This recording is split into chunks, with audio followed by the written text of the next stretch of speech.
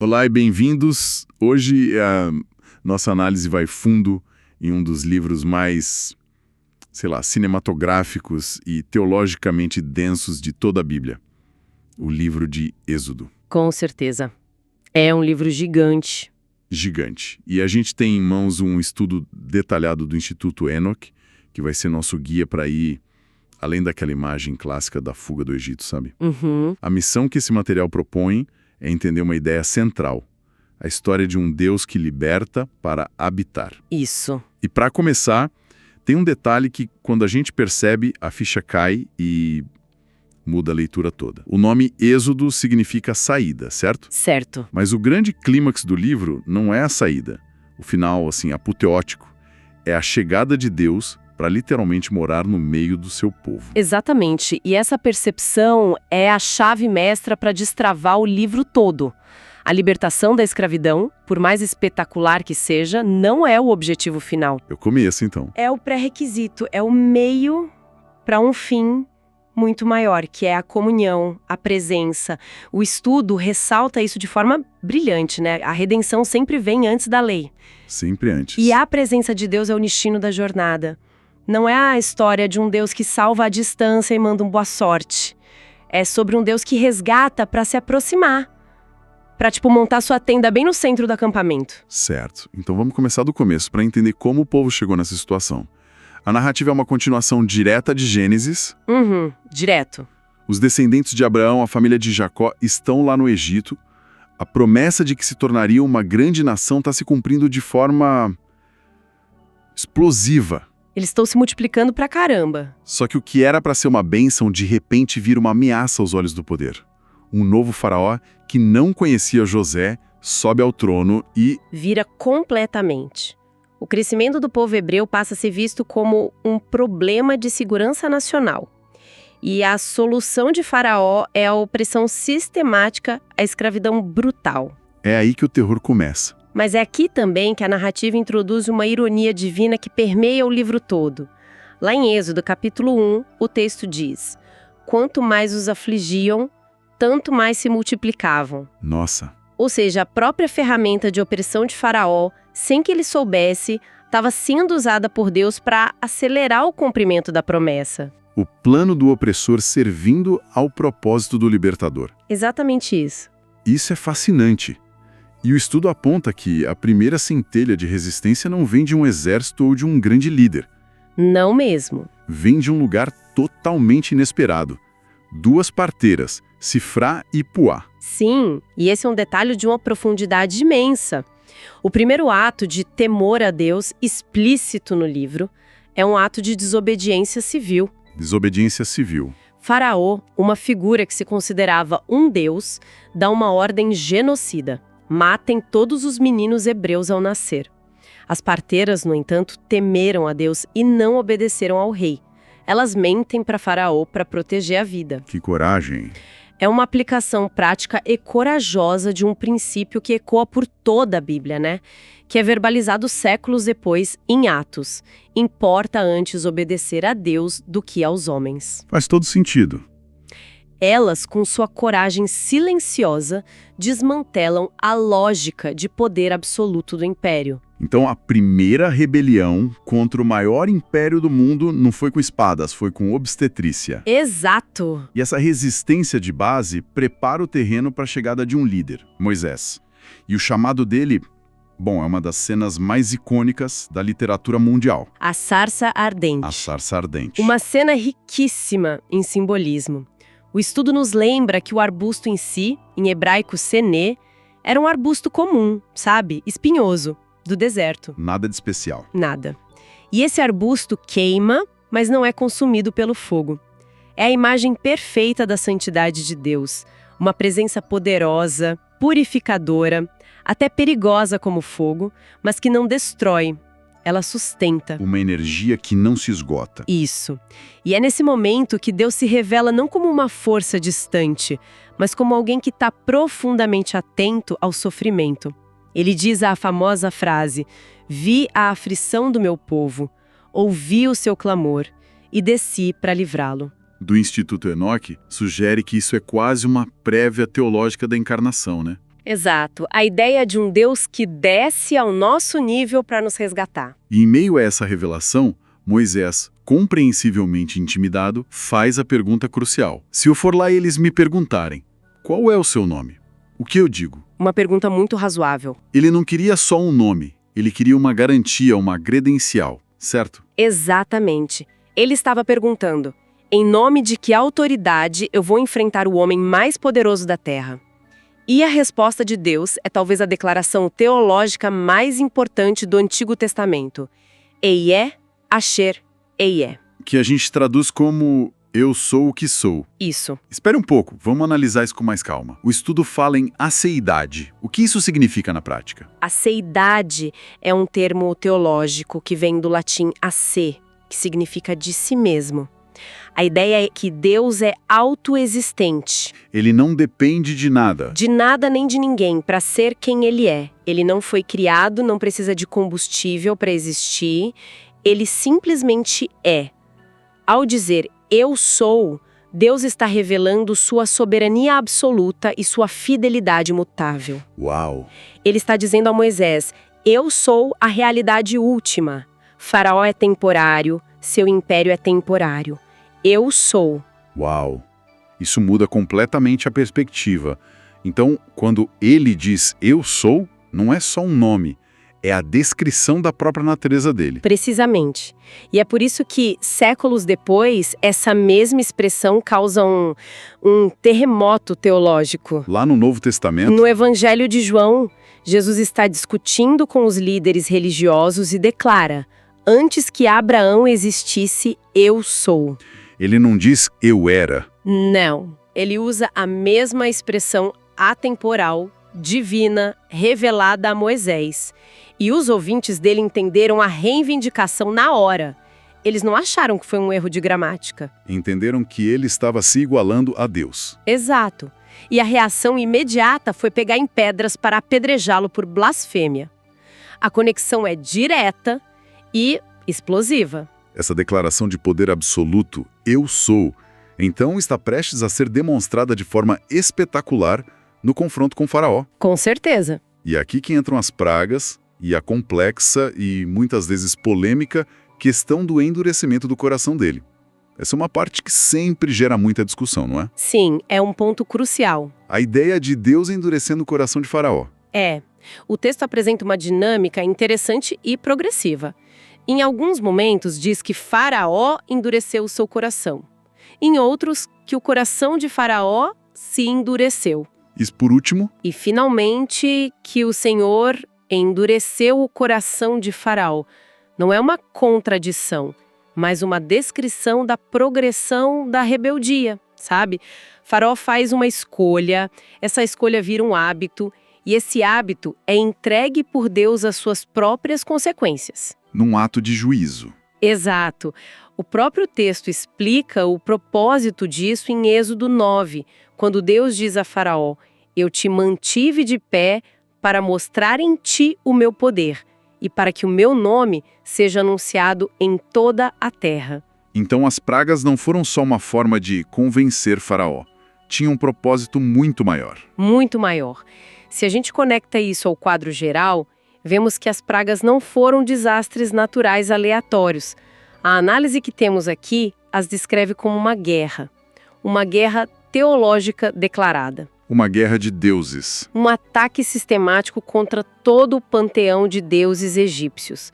Cada praga foi um golpe cirúrgico. Dê-nos alguns exemplos. Como isso funcionou na prática? Pensa assim: a primeira praga, transformar a água em sangue, foi um ataque direto a Hapi, o deus do rio Nilo, a fonte da vida no Egito. Certo. A nona praga, a das trevas densas, foi uma humilhação pública para Ra, o deus Sol, a principal divindade do império, que foi simplesmente desligado por 3 dias. Puxa, E a 10ª e última praga, a morte dos primogênitos. essa foi o checkmate. Exato.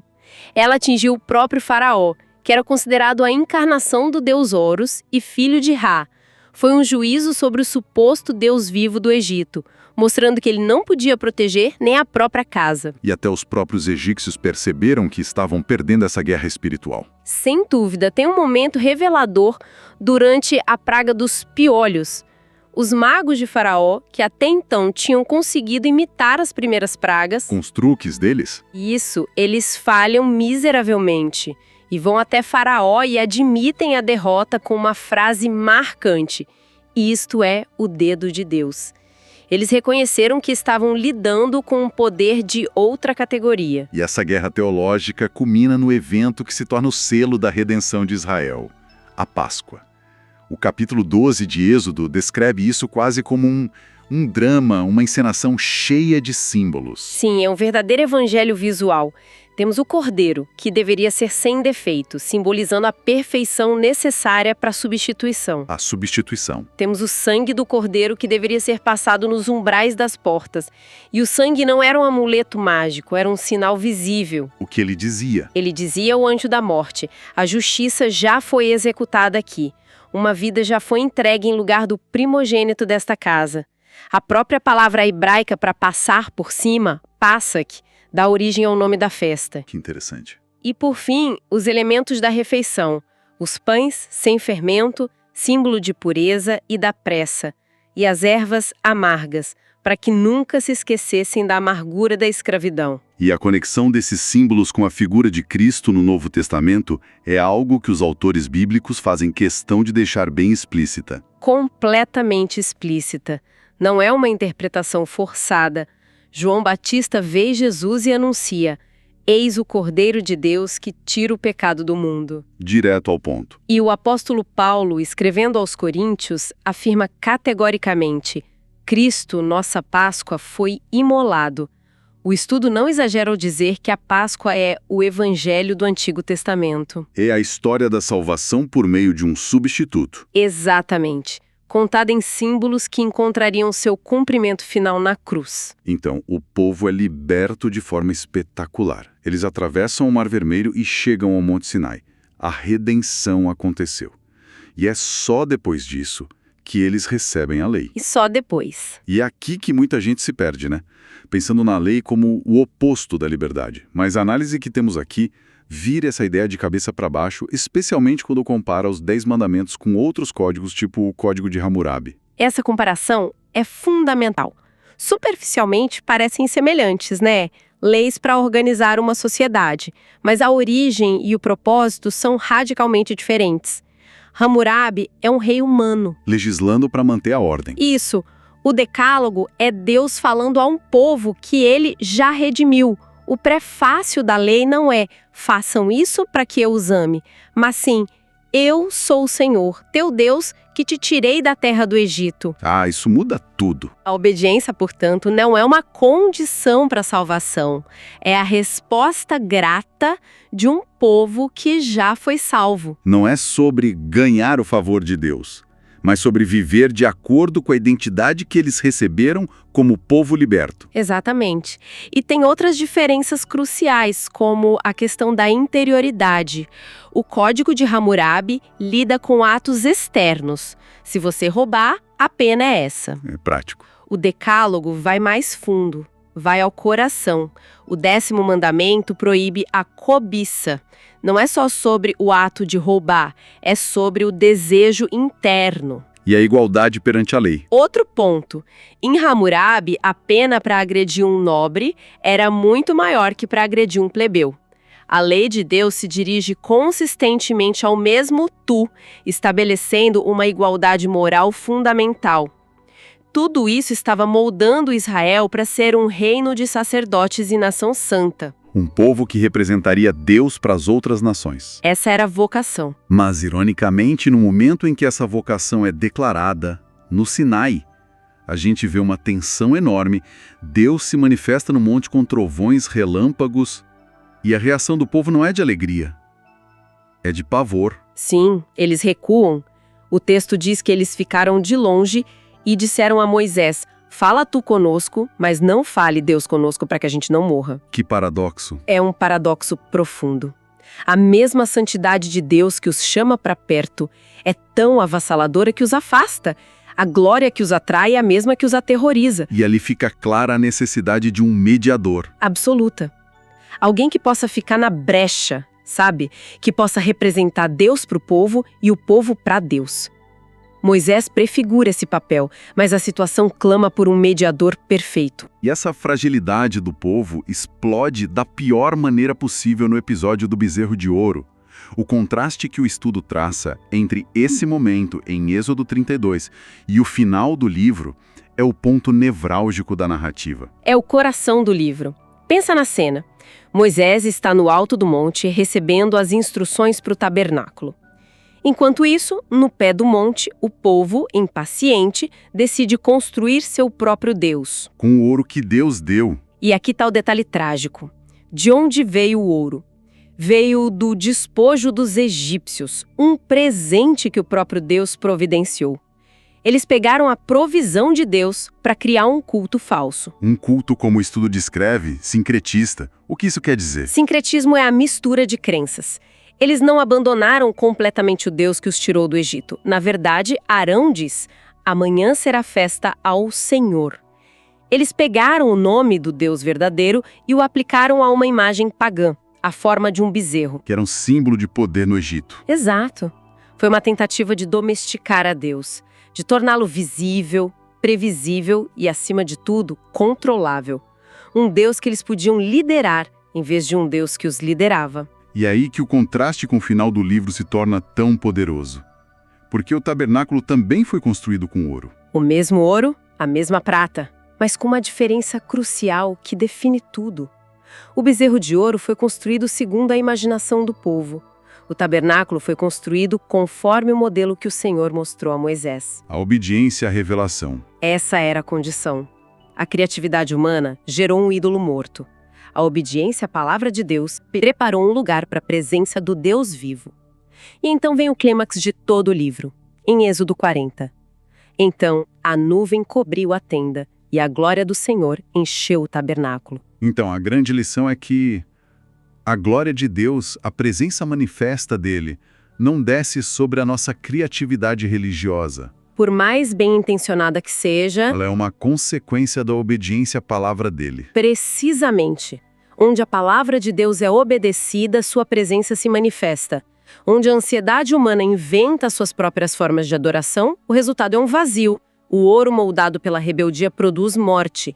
O ouro moldado pela palavra de Deus se torna o lugar da sua gloriosa habitação.